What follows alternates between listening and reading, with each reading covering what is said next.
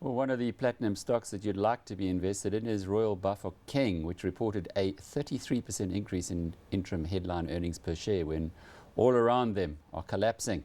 The chief executive, Steve Phiri, is with us in studio. Well, Steve, you avoided the strikes. You managed to continue operating when Impala and Anglo Platinum in your region were having big problems. The reason for this, no doubt, is your relationship with the trade union. And I say the trade union because National Union of Mine Workers seems to be a lot more mature and easier going than the AMCU guys. Is there any possibility that AMCU might get a majority on your mine? Well, firstly, I wouldn't, and thanks for the compliment of the company to invest in. But I wouldn't want to compare our National Union of Mine Workers with AMCU as institutions, as distinct institutions.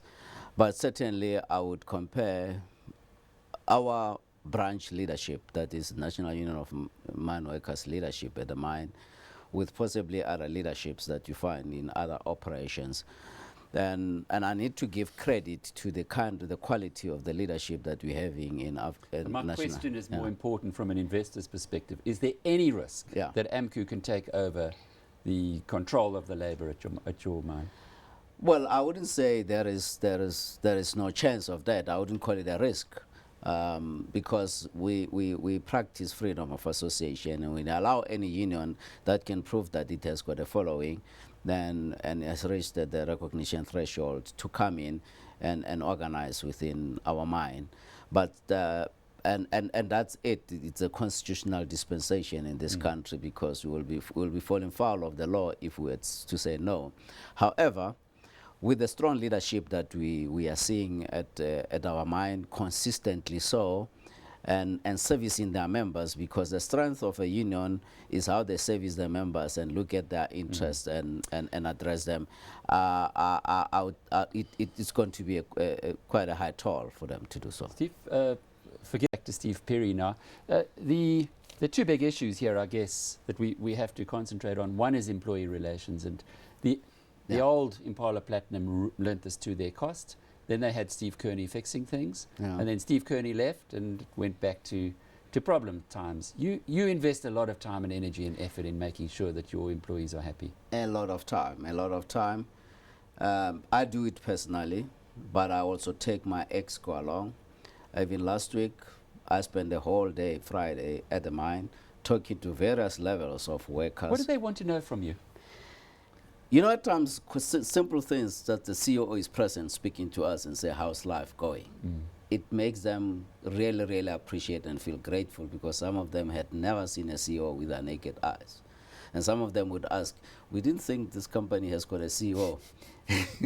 A cardboard cutout somewhere. That's right. So and fundamentally, our relationship is based, it's simplicity, humbleness, and humility, from the top to the bottom, and underlaying that, it's respect and mutual trust. Once you build that foundation, then you can sort out any big problem that you encounter, because we're speaking on equal terms, understanding each other. And action as well. I was intrigued to see that you handed over 213 houses to your employees. Do you have, and I've seen the operation, I've driven around the village near to RB Holdings and RB Platinum, and the houses are good. It's not beautiful houses. Not RDP houses, I guess, as we could call them.